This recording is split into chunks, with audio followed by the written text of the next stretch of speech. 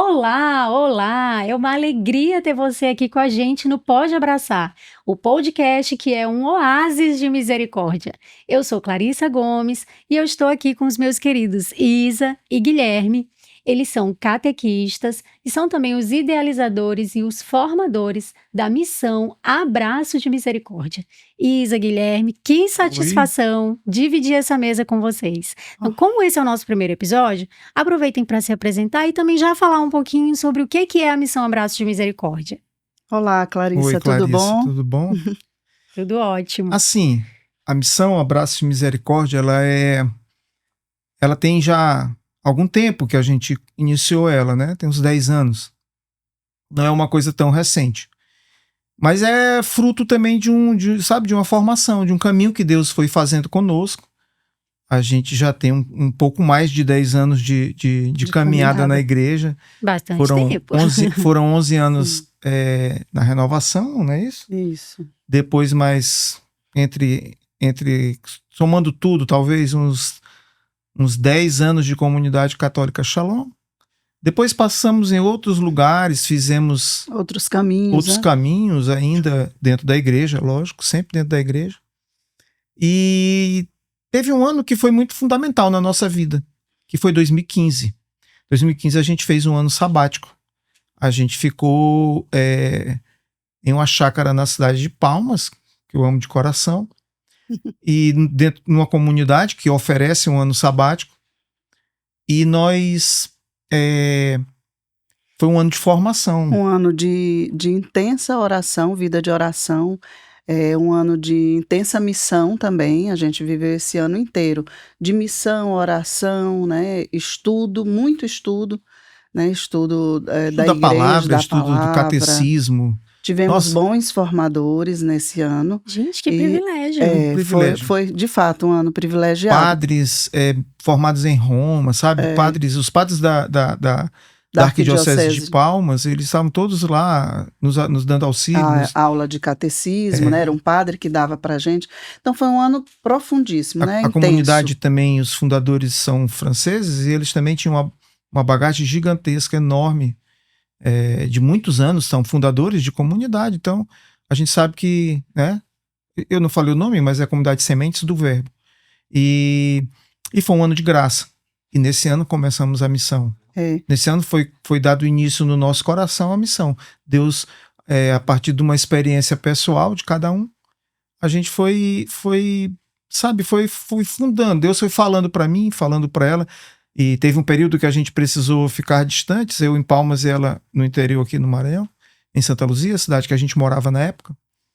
Mas ao mesmo tempo que ela estava lá e eu em Palmas, Deus foi falando coisas muito, muito próximas. E quando a gente se encontrou, foi muito interessante, porque muito de Deus, quando a gente se encontrou, eu disse, Deus falou isso, ela disse, Deus falou isso, e combinou. Juntou. E aí voltamos, em 2015, no final a gente voltou e já foi logo para a missão. E muito interessante, porque também nós éramos acompanhados por 2 sacerdotes, né, do Sagrado Coração de Jesus. E nos acompanhavam muito de perto, né, eram nossos, não só formadores, como diretor espiritual também. E o nome Abraço de Misericórdia, né? Deus colocava no nosso coração o nome Misericórdia com outro nome antes, mas um dos 2 sacerdotes falou não. O nome é Abraço de Misericórdia, quando a gente partilhava com ele, né? Não, o nome é Abraço de Misericórdia. E ele explicava que tinha muito a ver com o nosso carisma pessoal, meu e de Guilherme, né? Que algo de particular que Deus deu e que ele via em nós. Então o nome seria esse, porque ele dizia, vocês estão sempre de braços abertos, a casa de vocês é aberta, então vocês estão sempre abraçando tudo e todos. Então o nome é esse, Abraço de Misericórdia. E aí ficou, a gente, claro, acolheu, né, o que o sacerdote falou, que a gente não ia nunca, jamais ir contra o que o sacerdote estava dizendo. E ele estava certíssimo, né? Porque agora vocês estão abraçando também aqui através do podcast, né? Exatamente. Nós ainda passamos algum tempo no interior, depois passamos 3 anos no interior, depois voltamos para São Luís.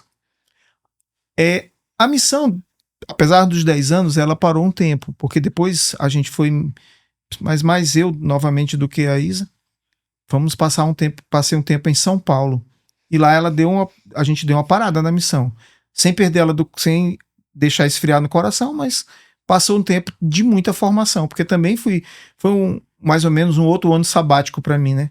Ela ficou em São Luís, eu tive que ficar em São Paulo por conta de circunstâncias de missão. Fomos em missão, algo aconteceu que Deus mudou a missão quando já estava lá. Então foi bem interessante, mas foi um ano riquíssimo. Passamos em uma outra comunidade, mas não como membros, apenas como acolhidos. Eu fiquei acolhido numa comunidade chamada Instrumento de Deus. E foi onde eu digo que eu fiz, a gente fez uma formação em Palmas e uma pós-graduação em São Paulo, porque foi maravilhoso, foi um ano de muita ação de Deus na nossa vida, mesmo a Isa não estando lá o tempo inteiro, por conta de trabalho, ela também viveu a mesma experiência, a gente viveu um período de muita missão. Uma só carne, né? Então, o que ele vivia lá, eu vivia aqui. Mas impressionante. Mas assim, a missão Abraço de Misericórdia, só para a gente fechar, dizendo o que é de fato a missão. A missão, ela é basicamente uma missão de formação, para formar, né? Formar filhos de Deus maduros na fé, né? Aprofundados. Também filhos de Deus com cada vez mais sede de intimidade com Deus, numa vida de oração profunda. Então esse é o nosso caminho, levar as pessoas, tentar, né, pelo menos, levar as pessoas a se aproximarem mais de Deus através de um mergulho profundo na igreja, conhecer a igreja, conhecer toda a riqueza da igreja. Nesse período de experiência a gente percebeu uma coisa um pouco que para nós incomodava muito, né? A gente percebeu que muitos amigos, em algum momento, como a gente já participou de 3 comunidades, a gente percebia que algumas pessoas, eventualmente, quando deixavam a comunidade, não tinham uma referência bem clara da igreja e às vezes se perdiam no caminho. A gente tem amigos que aconteceu isso, sabe? Isso tocava muito no nosso coração, mexia muito, dizer, não, a gente tem que apresentar melhor a nossa igreja. A gente precisa saber por que a gente é católico, por que a gente tem uma igreja, por que a gente confia nela. Sim. E esse é um processo que a gente faz hoje, né? No grupo a gente faz isso. Isso é muito forte o que a Isa está dizendo. Porque uma coisa interessante, Clarissa, porque é o seguinte, você na igreja, seja em qualquer que for o movimento, comunidade, pastoral, o que for que você estiver dentro, você vai se ferir. Porque você está ali convivendo diariamente, Sim. Não tem como não haver feridas, né? Uma hora ou outra. Comunidade de pessoas, não de anjos, né? Isso, exatamente. E aí, quando acontecem essas feridas e as pessoas não têm, desde antes, já uma profundidade, uma certeza da sua fé, quando elas, no caso das comunidades, quando elas saem das comunidades, elas meio que saem praticamente da igreja. Sim, né? E vocês queriam fazer um caminho diferente, né? diferente. E seguiram realmente essa inspiração que vocês receberam. Ainda que a pessoa se chateie ou se magoe, é muito natural, a gente também ainda se chateia, ainda se magoa com pessoas na igreja. Mas a gente tem a referência, eu não preciso me tornar, sair para qualquer outra coisa porque eu me magoei, sabe? A gente precisa de gente forte. Gente forte que saiba sofrer, que saiba, enfrentar de frente.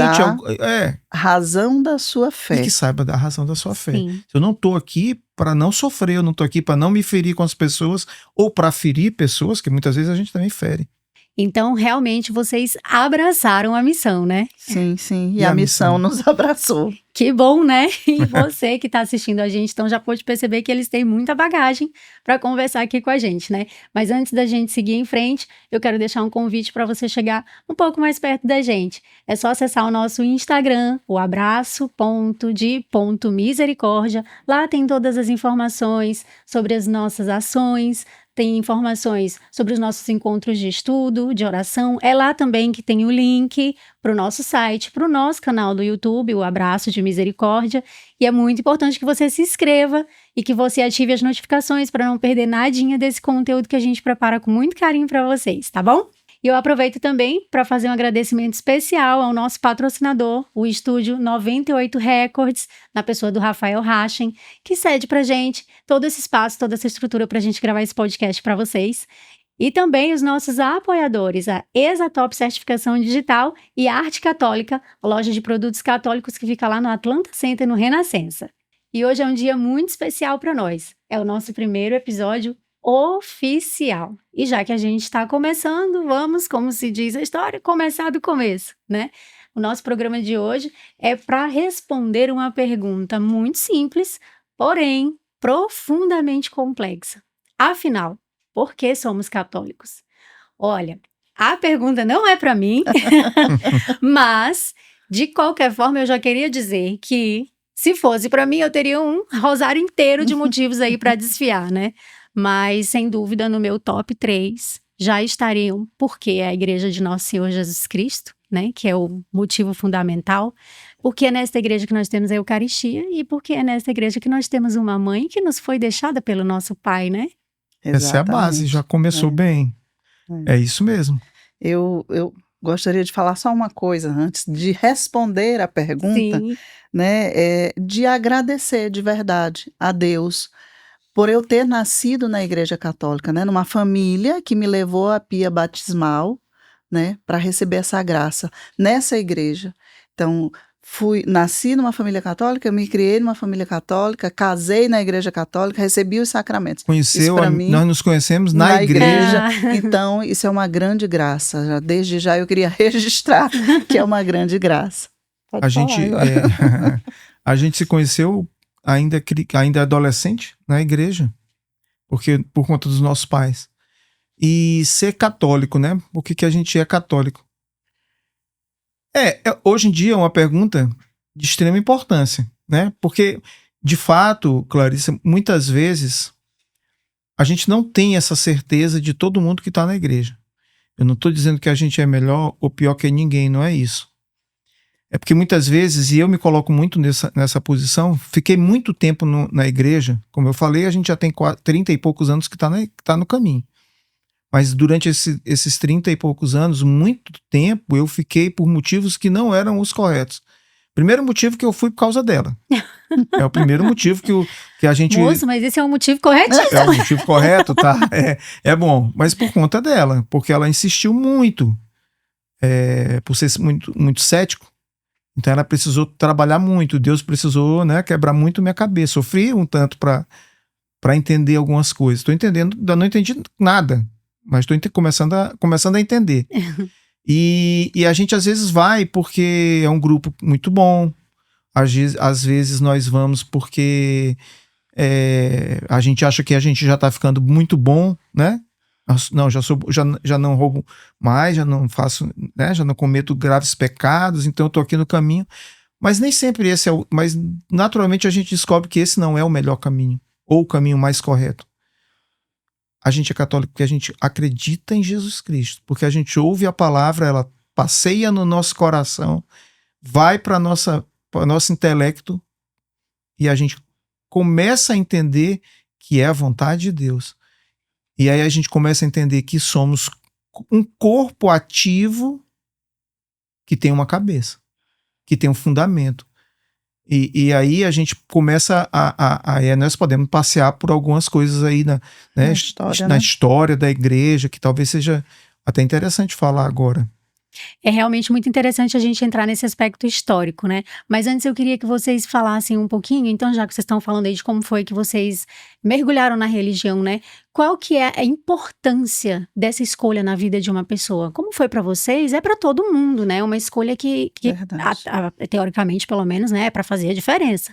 E qual que é a importância, então, dessa escolha? Então, Clarissa, eu me lembrei de uma amiga nossa em comum, Lidiane, e ela falava, não sei se tu recordas que ela falou, que quando ela pensou em por que ela era católica, então passava uma coisa na cabeça dela, que era a certeza de ter um caminho.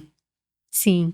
E isso eu fiquei, né, como diz, matutando mesmo, pensando. De fato, né? A Igreja Católica é uma igreja que nos oferece um caminho, um único caminho, né? Isso. Jesus Cristo, eu sou o caminho, a verdade e a vida. Então, é esse caminho, é por esse caminho certo, né?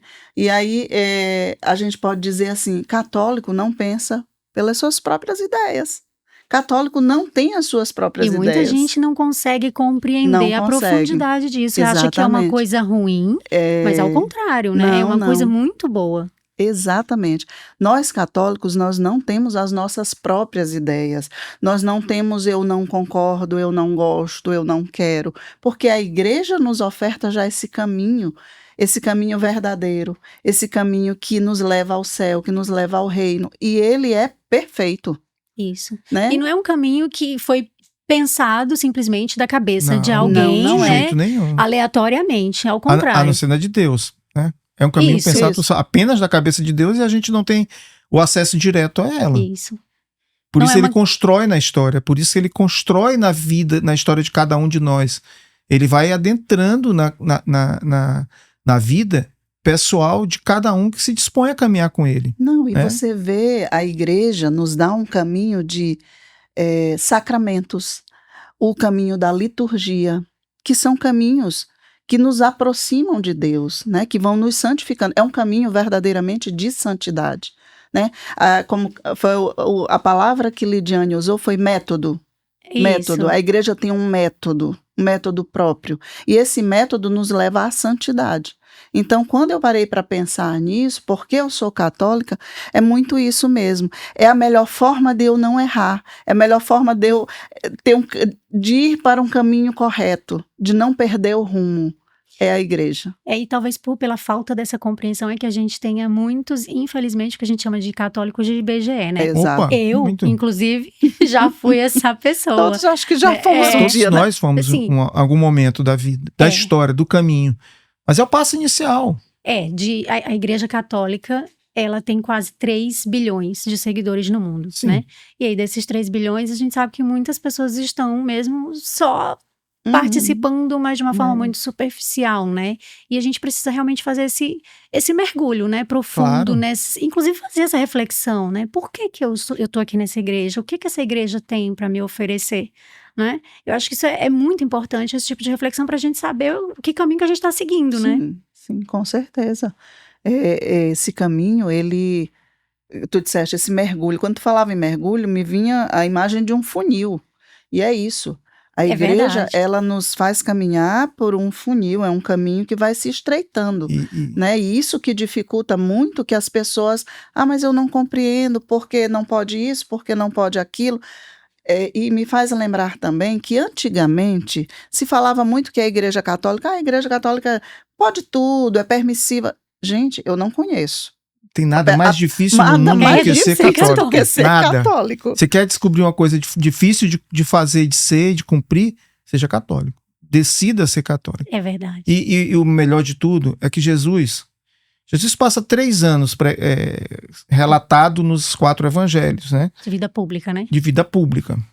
Passa 3 anos de vida pública ali relatados. E ele nem um dia enganou a gente. Nem uma única vez ele chamou a gente para, sabe, chamou aqueles discípulos.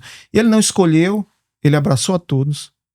Ele não distinguiu, ele não né? distinguiu, ele escolheu. Ele não distinguiu, ele não fez assim uma acepção. Não, isso aqui é muito ruim. Não. Ele sabia quem ele estava escolhendo e ele sabia quem eram aquelas pessoas profundamente. Quando a gente pensa que Jesus é Deus, quando a gente realiza isso no nosso coração, a gente sabe que ele sabia quem era Judas. Lógico que ele sabia. Ele não deixou nem um minuto de saber quem era Judas, senão ele não era Deus, né? Deus é onisciente e Jesus é Deus, ainda que estivesse naquele momento nas suas duas realidades. E ele não enganou. Quando ele começa, a Bíblia tem algumas coisas que a gente às vezes não percebe. Ele começa numa multidão. Ele começa pregando, né? Sim. Ele tinha ali, ainda não todos os 12, talvez, mas quando ele começa a pregar para as multidões, ele já tinha alguns que estavam seguindo eles mais de perto. Mas não Os tinham, seguidores de João Batista, que foram os que primeiros foram, seguidores mas ainda dele, não né? tinha um nome específico para aquelas pessoas. Sim. Eram seguidores. Ele pregava para as Era multidões. os do caminho, né? Eram os do caminho. Ele estava pregando para uma multidão enorme de gente. Daquela multidão, ele vai e meio que aceita uma quantidade que ele vai chamar de discípulos, né? Que eram 72, né? Claro que dentro da numerologia, por assim dizer, né? Da bíblica, a gente vai entender que esses números têm uma referência. Não são aleatórios. Não né? são aleatórios. O 72 tem a ver com 12. E depois ele escolhe 12 como apóstolo. São aqueles 12 que ele vai formar de uma forma mais profunda. Ele vai dar uma experiência. E dos 12, ele escolhe 3 para ainda aprofundar um tanto mais.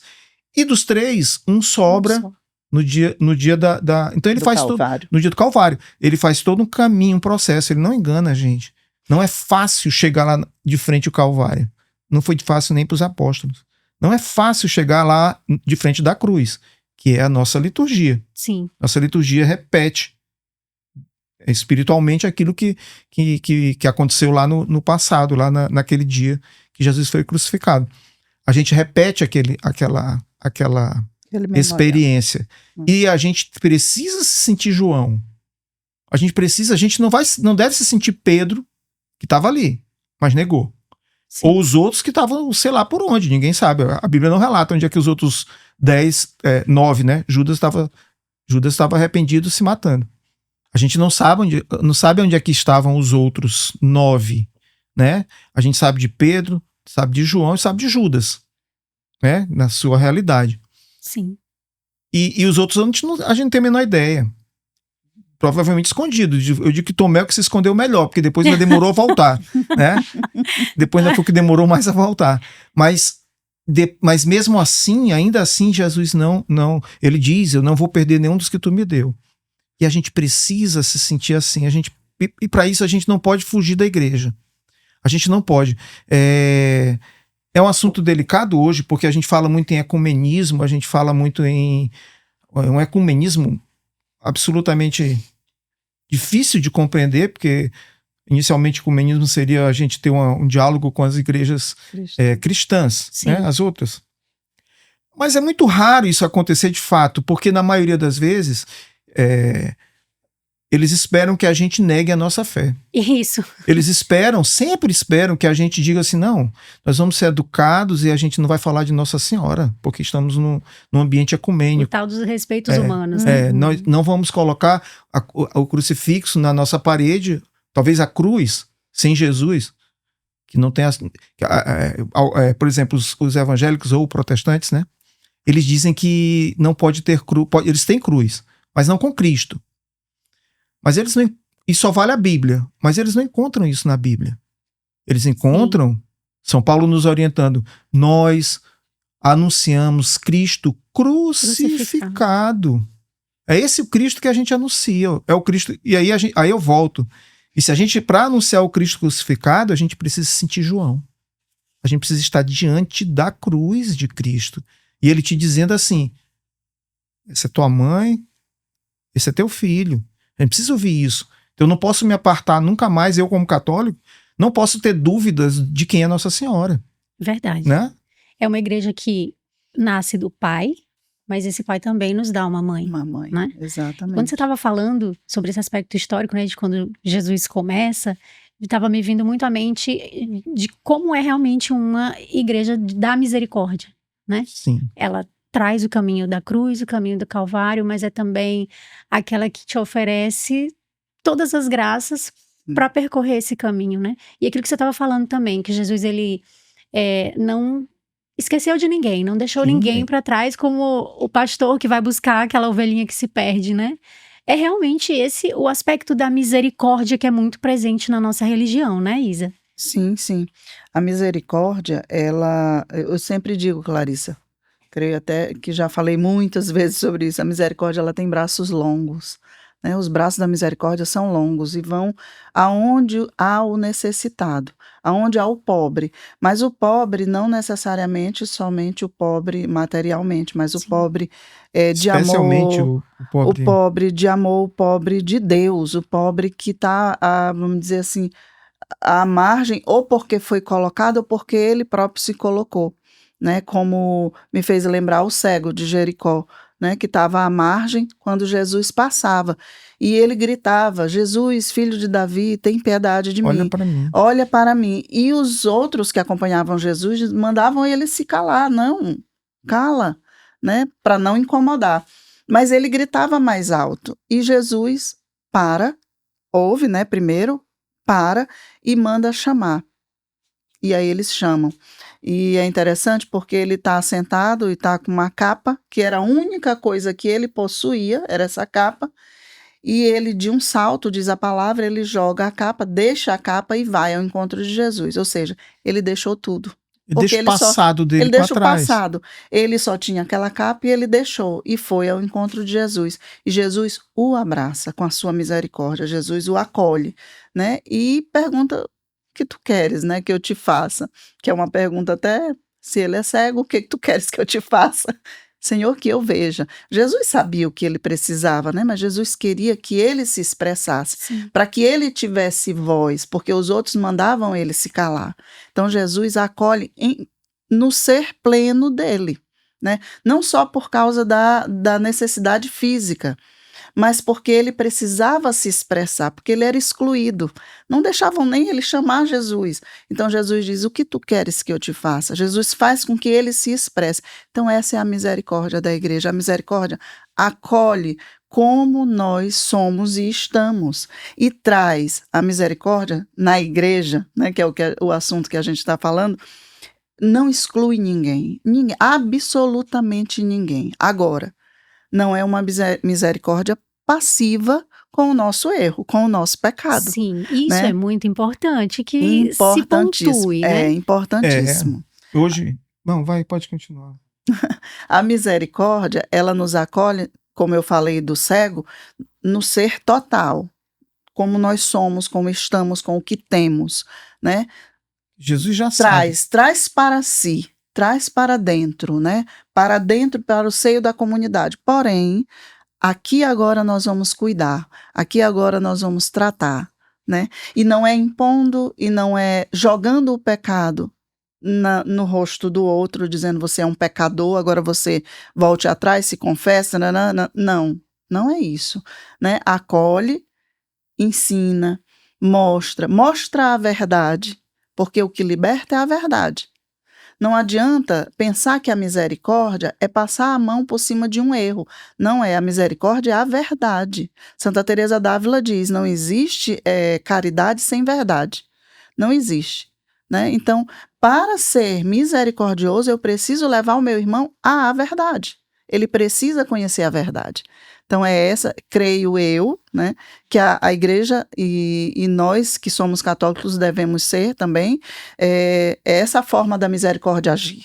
Então, assim, a gente pode entender que a igreja, com esse caráter católico, ela existe, então, desde sempre, né? Ela já nasceu assim, com Jesus, no proceder de Jesus, e ela permanece assim até hoje, né? Porque no que você estava falando, Isa, de não julgar, de acolher, esse é o papel da nossa igreja, realmente formar como Jesus formava todos aqueles que se aproximavam dele, né? E todos aqueles que realmente diziam: que eu veja, né? A nossa igreja, ela nos oferece isso ainda hoje, né? Se eu me aproximo da igreja e digo: peço a Deus que eu veja, eu encontrarei nessa igreja a verdade, não é isso? É verdade, é exatamente isso. Mas a misericórdia, inclusive anterior à igreja, a misericórdia é a característica mais clara de Deus. São João nos fala que Deus é amor, lá no Evangelho, né, numa das suas cartas, ele vai falar: Deus é amor. Mas a palavra inteira, ela nos conta que esse amor se revela em misericórdia. Esse amor se revela como o pai que espera o filho, na parábola do filho, do pai misericordioso. Alguns chamam de filho pródigo, mas é muito mais justo chamar de pai misericordioso. A parábola o personagem principal é o pai, que aguarda o filho, né? E que tem misericórdia também do outro filho, que ele também vai ao encontro do outro filho. Então, o pai, do que está e do que está longe, do que está perto, do que está longe, ele não faz a menor distinção. E essa misericórdia, infelizmente, a gente tem hoje no nosso mundo moderno, ou pós-moderno, nem sei dizer o que é que a gente vive hoje, né? Porque isso foi sendo desconstruído. É lógico, nós temos o inimigo das nossas almas, né? Alguém que quer as nossas almas longe de Deus. Ele não pode nada contra Deus, mas pode alguma coisa contra nós, especialmente quando a gente permite isso. Mas esse é um assunto para um outro podcast. Que é muito complexo também. Complexo. Mas para a gente saber que há um inimigo da igreja. Sim. que ele se constitui inimigo da igreja, ele vai nos afastar da igreja. Só que ele é sutil e inteligente. Então ele não precisou nos trazer uma coisa muito fora daquilo que a gente está buscando. Ele modificou o conceito de misericórdia no entendimento humano. Hoje parece que misericórdia é poder fazer tudo. Sim. Você pode fazer tudo porque Deus perdoa tudo. Porque Deus é amor. Basta ser bom, Basta não fazer mal para ninguém. Exato. E não é assim. A misericórdia de Deus não é necessariamente assim. dessa forma que O que age. a igreja nos ensina sobre isso? Pronto, a igreja, ela vai nos ensinar que, primeiro, a misericórdia, ela nos movimenta, nos dá um movimento, nos dá uma graça que nos leva à humildade de se confessar, de pedir perdão e, mais ainda, de buscar reparar aquele erro que a gente cometeu, seja de que forma for. Mas hoje isso foi um pouco até, né, bastante desconstruído, como eu estava dizendo, foi bastante desconstruído. A gente pensa que misericórdia é chegar... Nas outras igrejas cristãs, ninguém nem se confessa, porque diz que se confessa direto a Deus. Sim, esse inclusive é um ponto muito sensível, né, que muitas pessoas têm essa dificuldade. Às vezes a gente encontra até dentro da nossa própria igreja pessoas que ainda não compreendem o porquê de eu ter que me confessar com um padre. Por que eu não, como você disse, por que eu não me confesso direto a Deus? Então como é que as pessoas podem compreender isso? Na nossa igreja, a gente tem 2 momentos de confissão muito fortes. Cada vez que a gente vai à missa, a gente ali no ato penitencial, a gente deve verdadeiramente nos arrepender. Ali não é um proforme, ali tem um fundamento, como eu estava dizendo no início. O fundamento, a igreja ela é toda formada num fundamento que não veio pronto, ele foi se construindo ao longo da história. Mas especificamente nesse caso, né, a gente já tem essa fundação mesmo em Jesus, porque ele dá esse poder, dá né, esse aos poder. sacerdotes. Pois é. Mas a gente tem 2 momentos. Na missa, quando o sacerdote nos convida, ele também está pedindo perdão. Naquele momento ele não está em persona Christi, ele também está no momento de pedir perdão, todos nós. Especialmente ele, porque precisa conduzir o resto da celebração. E ali a gente pede perdão dos nossos pecados veniais. Ali é um momento que a gente pede perdão para Deus, direto com Deus. Porém, a gente não tem só pecados veniais, a gente tem pecados mais profundos. A gente tem, além dos pecados mortais, há outros caminhos que um diretor espiritual pode nos apresentar que precisam ser confessados, que precisam ser confessados diretamente a Jesus. A dificuldade Na pessoa do sacerdote, né? A dificuldade as pessoas olham um sacerdote. Nós, católicos, precisamos olhar Jesus. Só um complemento, Clarissa, rapidinho. Quando fala que é fundamentado em Jesus Cristo, falava, né? Sim. Que já é fundamentado em Jesus Cristo essa questão do pedir perdão da necessidade da necessidade da confissão. Na palavra de Deus, quando Jesus diz para os apóstolos, né? Aqueles a quem perdoardes os pecados, eles serão perdoados. Aqueles que não perdoardes, a quem reterdes os pecados, eles serão retidos. E bem aí está instituído o sacramento da confissão, Exatamente. Né? Inclusive, se eu fosse complementar minha lista, esse seria meu ponto número 4, né? Porque é a igreja que me oferece essa oportunidade de eu confessar os meus pecados e receber legitimamente esse perdão através do sacerdote que ali representa Cristo como ele mesmo instituiu. Na própria né? Bíblia tem outros momentos que Paulo vai falar, vai consolidar esse sacramento em algum outro momento. Mas como eu estou te dizendo, isso lá naquela época que Jesus falou, isso ficou muito forte. Durante muito tempo na igreja, nossa, isso era respeitadíssimo. Quando a gente vai pegar a história da igreja até um determinado ponto até talvez ali no período do iluminismo, era muito forte. Quando o homem entra no lugar, né, no centro, e tira Deus do centro, ali durante a Revolução Francesa, ali no iluminismo, aí a gente perde um pouquinho essa reverência. A gente para, sabe o que a gente para? A gente perde a reverência e a referência também, né? Perde as duas coisas. Eu falei errado. Perdeu a reverência com a igreja e perde a referência do nosso próprio pecado. Ali, hoje a gente viu o Dom Adair falar uma coisa muito, muito, muito forte, muito bonita até. Ele disse que a gente parou, a igreja, a gente é a igreja, né? Parou de falar do inferno, parou de falar da morte, parou de falar do céu. a gente começou a colocar como o reino de Deus, que está na palavra de Deus, acho que até a passagem... Inclusive de hoje, né? Que fala que o reino de Deus está em nós. Mas a gente não fala isso. De um determinado momento para cá, parece que o reino de Deus está entre nós apenas, né? Ele vai estar entre nós, mas nem nós. Falta a visão transcendente, né? É. E aí sobra só a visão O imanente, materialista, né? o imanente vem ali na Revolução Francesa e se consolida. E aí a gente perde. Se a gente perde a referência de céu, se a gente perde a referência de purgatório, de inferno, para que eu quero misericórdia? Para que eu preciso de misericórdia? É verdade. Onde é que entra o ponto da misericórdia se eu não vou... Se ninguém mais pensa que vai para o inferno? E talvez seja nesse ponto também que se perde muito dessa referência da igreja como um caminho para a nossa salvação, né? Sim, sim.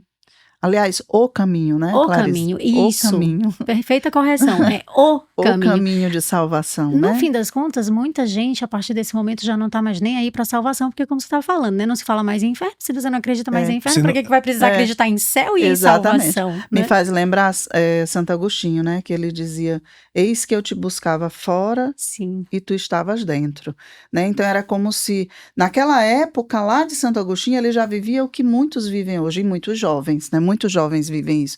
Então se perdem fora, buscando. Às vezes até buscando Deus, mas buscando fora.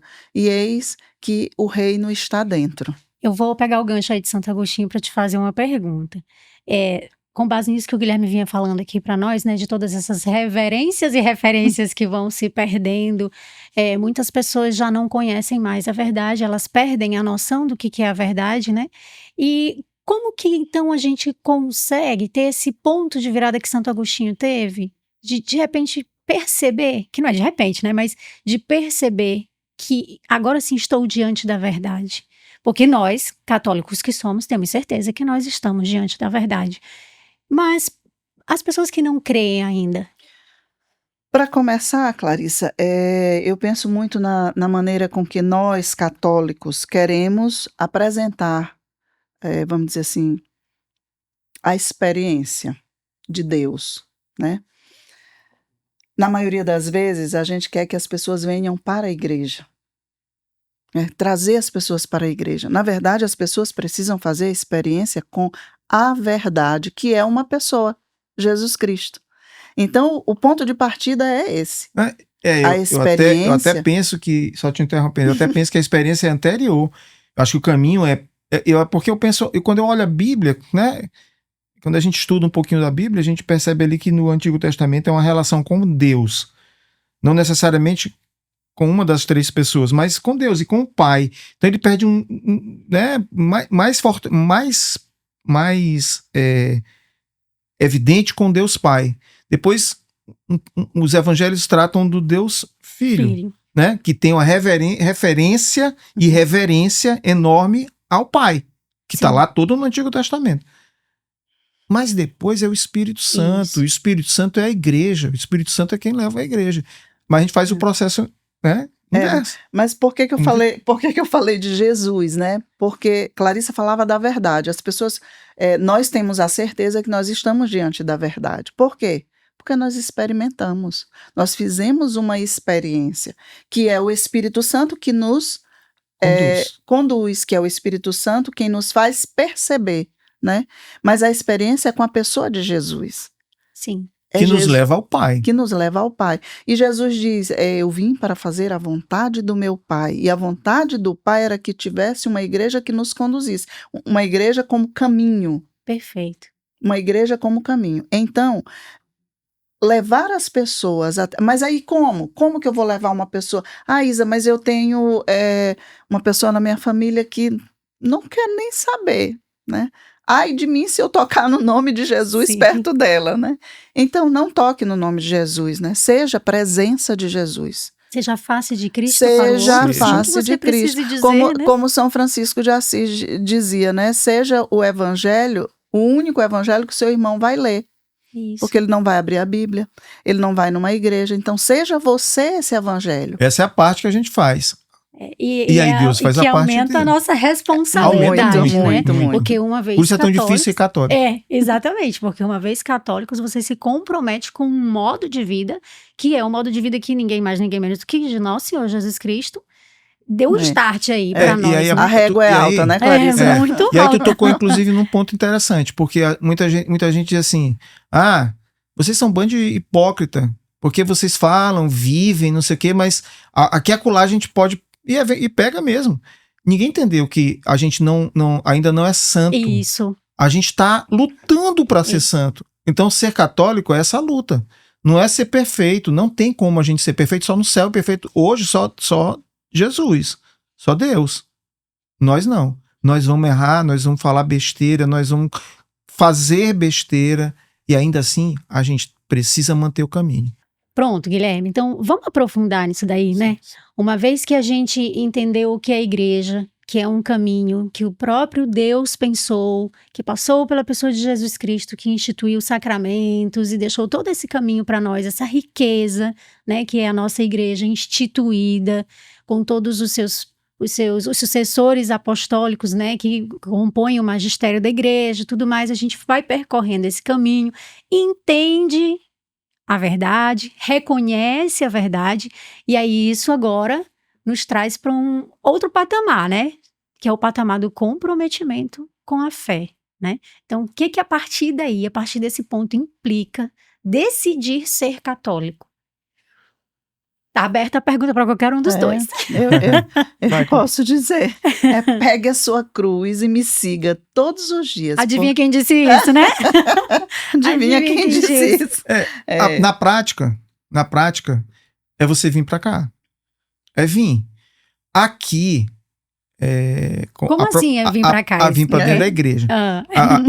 Como o próprio Jesus diz, a messe é grande, os operários são poucos. Sempre seremos poucos operários. Sempre, porque a messe sempre vai ser grande. Então, tem lugar para todo mundo. Tem lugar para todo mundo. À medida que você vem... Como Jesus deu lugar para todos, até para Judas, né? Todos. Até para Judas. Jesus deu lugar para todos, esse é o modelo. Nós não estamos aqui? Exatamente. A igreja tem esse espaço para todo mundo. E você vai... Agora, não é um espaço que você vem... de repente eu sou jornalista, então meu espaço na igreja vai ser trabalhando na Pascom. Pode ser que chegue que o teu diretor espiritual, e aí você faz todo o processo, né? Vai ter diretor espiritual, confissão. Bom, você vai entrar no caminho. E aí o diretor... aprofundamento na doutrina, que também é fundamental, fundamental, né? Senão, ninguém ama o que não conhece. Isso. É isso aí, vários... É. Mas quando você começa a conhecer, e o processo não é um conhecimento como é na escola, como é na faculdade, né? Não é isso. É um processo de conhecimento de experiência pessoal, de experiência de vida. Não só de teórico, é vida. E é um processo inesgotável, né? Eu Não mesmo tenho... Para no último dia, no dia que a gente fechar o olho. Até o último suspiro, Então, né? Porque eu mesmo digo que quanto mais eu aprendo, mais eu sei que eu não sei. E quanto mais eu conheço, mais eu sei que eu tenho coisas a descobrir. E esses dias a gente... Quanto mais eu dou, mais eu sei que Deus quer. E a gente sabe que esses dias a gente viu aí na nossa liturgia, no Evangelho, Jesus dizendo: não fizeste mais nada do que a tua obrigação. Somos servos inúteis. Isso. Exatamente. Vermezinho de Jesus. O que acontece é não perder o foco. Não perder o foco, porque teu diretor espiritual, ele não vai te colocar, a gente tem que acreditar que ele reza. Ele não vai te colocar onde tu se sente mais. Muitas vezes ele vai dizer assim: a pessoa é jornalista e acha que vai para Pascom. Ele diz: não, tu vai lá para intercessão. Vai ficar lá. E aí, tu tem que entender que esse é um processo formativo. Porque Deus é que sabe o que a gente precisa, né? Quando a gente entra com muita sede. Eu sempre disse, há uns dias atrás, disse para uma pessoa, um tempo atrás, eu disse: a gente vai chegar aqui, quando você faz a primeira experiência, o primeiro amor, você chega com vontade de fazer o samaritano, tudo. Né? Me dá de beber, Senhor, pelo amor de Deus. Você quer ir para Pascom, você quer ir para um movimento não sei o quê, você quer ir lá para... comunidade, você quer um monte de coisa. E aí você precisa de um diretor que diga: não, calma. Teu caminho é esse aqui. Sabe por quê? Porque senão a gente esgota rápido, é um fogo. É um fogo que vai se esgotando rápido. Quando chegando mais ali na frente, passado algum tempo, tu vai: tô cansado. Não vou mais seguir. Lembrei da Lidiane novamente, né? Com essa palavrinha método. Que a nossa igreja ainda nos dá mais essa graça, né? Da direção espiritual. que é um Isso. caminho seguro para a gente percorrer, Isso. que vem do próprio sacerdote ali sob a luz do Espírito Santo, né? Exatamente. Então é realmente um método. Exatamente. Eu, falando sobre isso, né, sobre, vamos dizer assim, o servir na igreja, muitas pessoas, tem uma frase de Santo Agostinho que diz: não pode ter Deus como pai quem não quer a igreja como mãe. Nossa, eu não conhecia essa frase. Que perfeita. Não pode ter Deus como pai quem não quer a igreja como mãe. E aí muitas pessoas começam a caminhar na igreja porque, como o Guilherme falou, porque se sente bem, porque tá uma paz. Tá e tudo aí ali no nível da sensibilidade, né? Exato. Escolhe a missa que vai, porque lá o padre fala do jeito que eu gosto de ouvir. A música do jeito que eu gosto. A música do jeito que eu gosto. As pessoas que me agradam, né? Dentro Minha da experiência emocional. Do emocional. Do afetivo. Mas acontece que Deus, ele trata a gente no real. No real, né? Embora, claro, Deus é pai, a gente sabe, e o pai também entende a nossa fraqueza. Aliás, ele conta com a nossa fraqueza já, porque ele sabe que nós somos fracos, então ele já vem contando com essa fraqueza nossa. Mas eu não posso ficar, como o Guilherme falou, escolhendo o que é bom para mim. Não, e eu sempre digo, Deus, quando ele nos chama, né, a um serviço na igreja, seja ele qual for, desde um pregador que está à frente, que está ali, vamos dizer, mais visível, ministério de música, que também está muito visível, àquele que está na intercessão trancadinho na capela diante de Jesus. Ninguém vê. Sim. Ou então num retiro, alguém que está na cozinha, limpando o banheiro, mas tem o pregador. Então, Deus nos chama, seja qual for o serviço, em vista de um povo. É claro, ele está trabalhando a minha alma, mas é em vista de um povo. De alguém. Alguém está necessitando desse meu serviço, mesmo que ninguém veja, que ninguém saiba, mas alguém está sendo beneficiado espiritualmente pelo meu serviço. E até vou dar um testemunho pela sobre minha isso. entrega. Porque uma vez Deus fez um movimento desse com a gente, sem a gente perceber, que eu sempre brinco, que eu sempre digo pro pessoal do grupo, né? Acho que tu já deve ter ouvido, que Deus não nos chama para pular da ponte. Né? Ele chama assim, vamos ali na esquina. Aí a gente vai, Jesus diz, vamos ali na esquina, e daqui a pouco ele diz assim, não, vamos esticar, vamos até ali a cabeceira da ponte. Aí diz, olha como o mar tá bonito, vamos até ali o meio da ponte. Aí quando chega lá a ponte diz, agora pula. Vamos mergulhar. Vamos mergulhar, porque é preciso mergulhar. Se ele me chama bem aqui para mergulhar de uma vez, eu não vou. Eu preciso ir aos poucos, né? E esse processo de trabalhar essa permanência, né? A gente tem que ouvir e confiar. O testemunho uma vez Deus nos desinstalou, como ele fez muitas vezes ao longo da nossa vida, e nos levou para um lugar. E a gente pensava que lá seria uma missão X. Quando chegou lá, era uma missão Z, B, sei lá qual era. Fora outra das missão. expectativas. Era aquilo que a gente imaginava, que a gente pautou e pensou e sabe, colocou todas as nossas seguranças numa situação, não aconteceu nada. Ele queria uma outra coisa que só revelou para nós lá. Muito. Fizemos, tá dando frutos até hoje e a gente já veio embora. Gente, desde a fala da Isa, e continua com você agora, né? Vocês estavam falando e eu estava aqui o tempo todo fazendo um paralelo. Nossa, o proceder da igreja é o proceder realmente de nosso Senhor Jesus Cristo. Não tem como você dissociar o modo de proceder. É impossível. Essa coisa de, vamos chamar, vem aqui chamar os primeiros seguidores, né? E chama os apóstolos e vai formando eles ao longo desses 3 anos e é um processo que... Se joga sem paraquedas. Né? E se joga sem paraquedas e na maior parte do tempo eles não estavam entendendo nada. E aí eu olho pra mim, inclusive, assim, hoje, caminhando na igreja, muitas vezes eu olho assim e falo assim, eu não tô entendendo nada. Eu achava que eu tava entendendo, mas não tô entendendo nada. Então eu realmente sinto essa necessidade de me aprofundar, mergulhar mais, porque tem muito mais. Eu sempre penso que a igreja fundada em Pedro, ali a gente sabe, é o que a nossa doutrina nos ensina. Particularmente, eu não sei se alguém pensa, se isso faz parte da doutrina da igreja também, nunca estudei. Eu penso né? Se fizer parte da doutrina, graças a Deus. Eu falo que nem se eu estiver fora da doutrina, Deus me coloca, como Santa Joana d'Arc. Se eu estiver dentro, me mantenha. Eu sempre penso que a igreja começa em Pentecostes.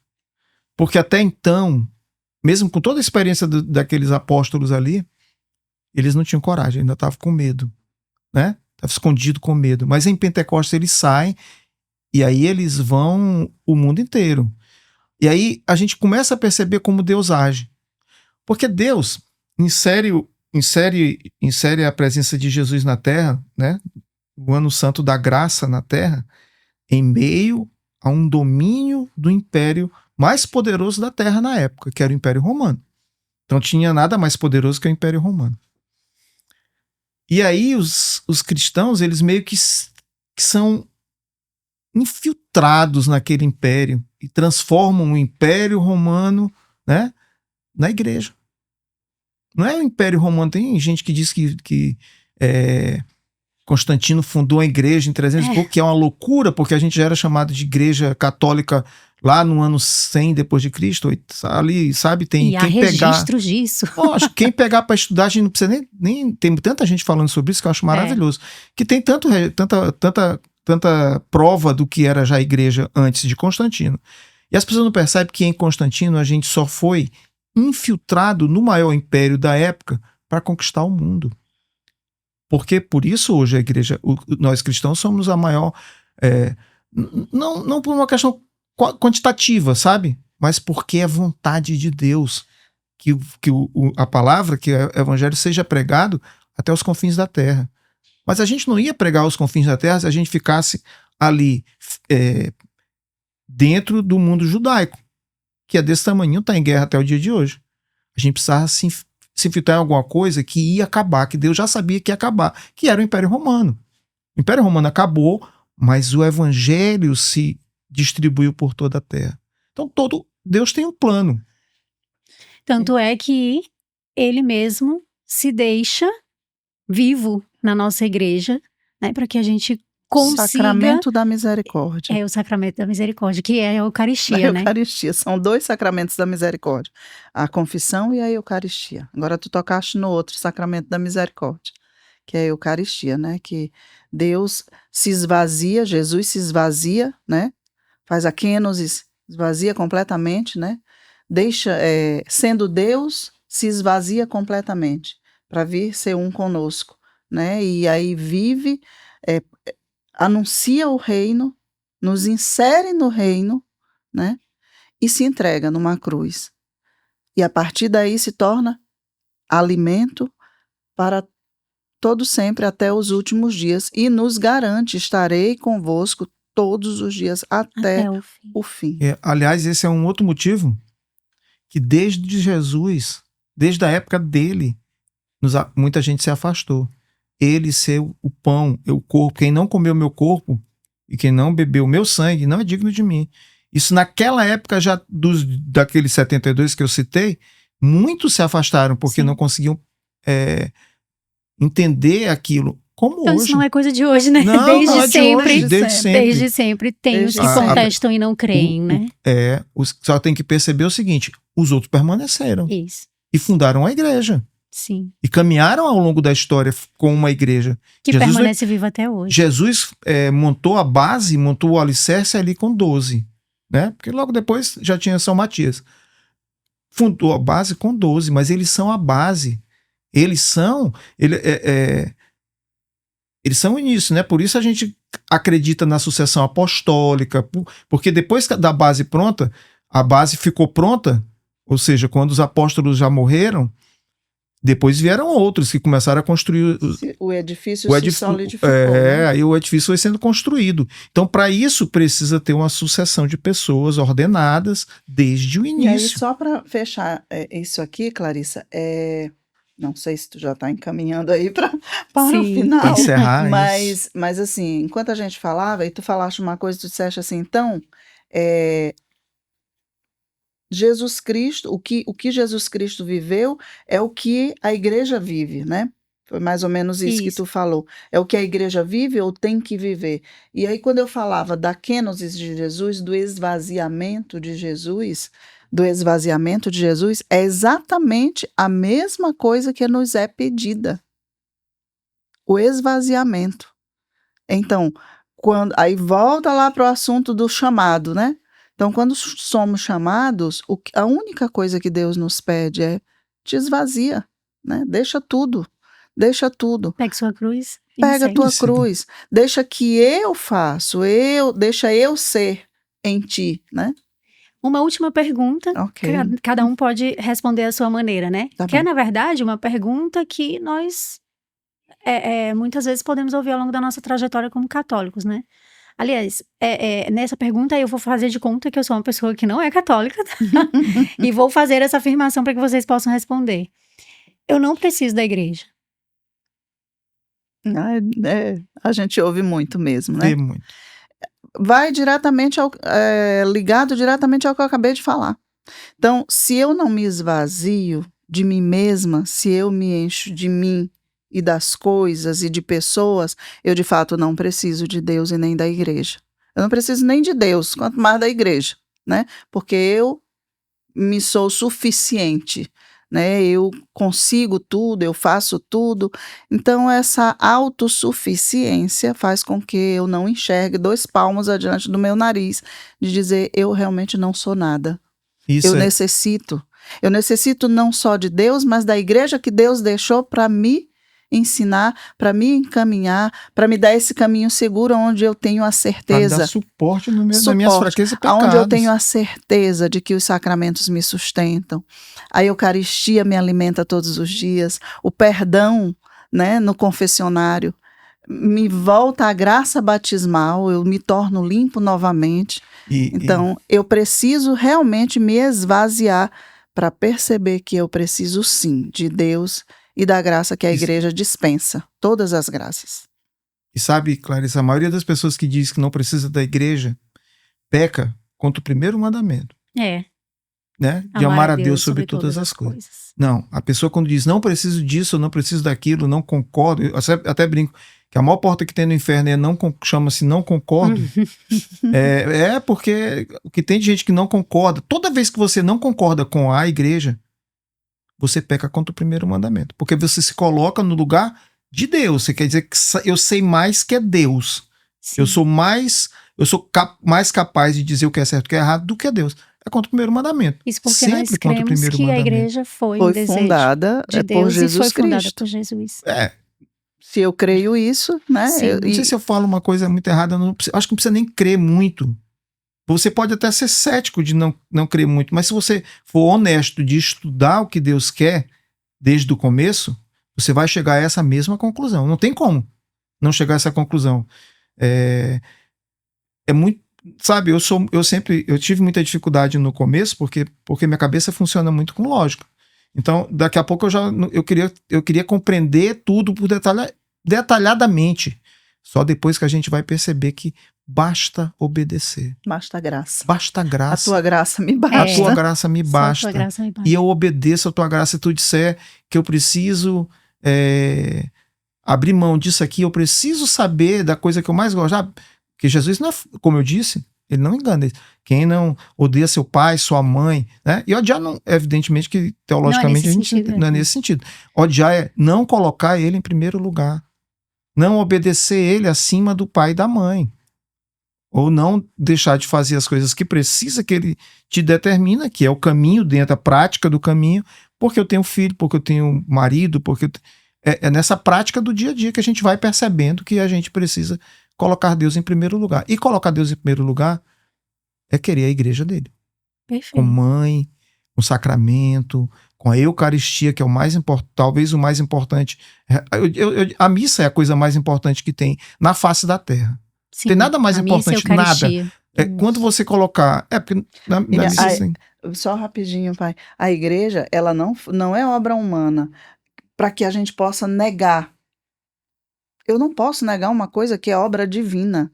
Então, eu não posso também abraçar algo divino mutilando essa obra divina. Essa obra divina, ela é perfeita e completa. E como o Guilherme acabou de dizer, ela vem com os sacramentos, a liturgia, mãe. Nós temos uma mãe, a Virgem Maria.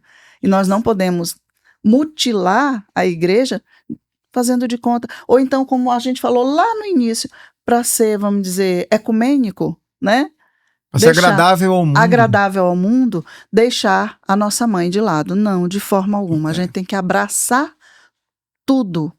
Essa igreja seletiva, ela é qualquer coisa menos católica, Menos né? católica, menos E católica. você falando dessa questão e linkando com a frase que o Guilherme disse, né, do não concordo, me fez recordar de uma frase que, se eu não estou enganada, é de São John Henry Newman, né, que ele fala: você não vai achar no mundo 100 pessoas que odeiem a igreja católica, mas você vai achar milhares de pessoas que odeiam o que Aquilo elas pensam da igreja. ser a igreja católica. Exatamente. E é Então, verdade.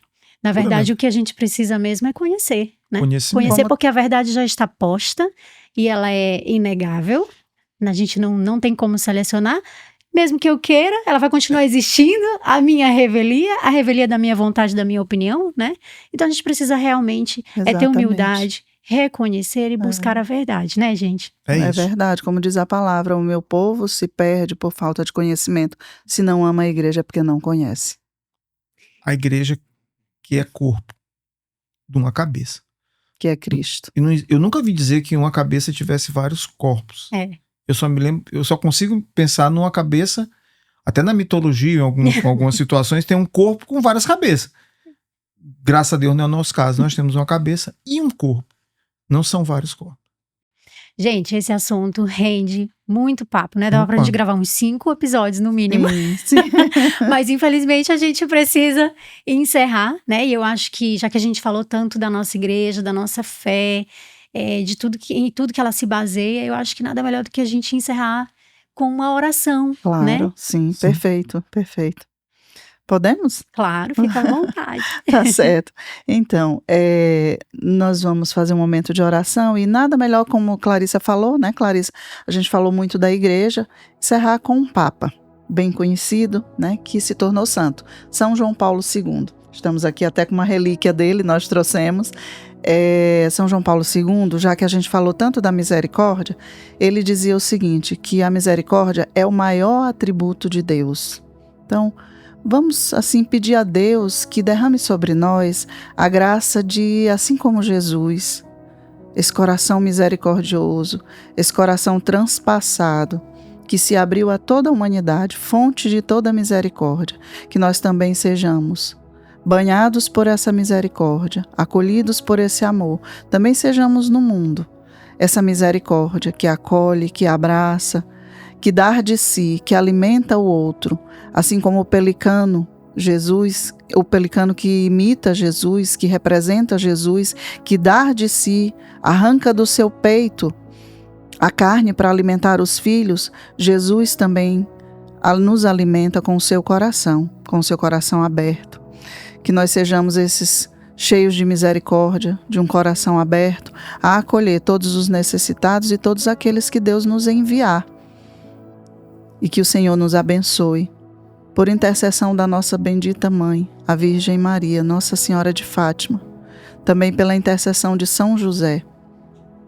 Rezemos uma Ave Maria. Ave Maria, cheia de graça, o Senhor é convosco. Bendita sois vós entre as mulheres, bendito é o fruto do vosso ventre, Jesus.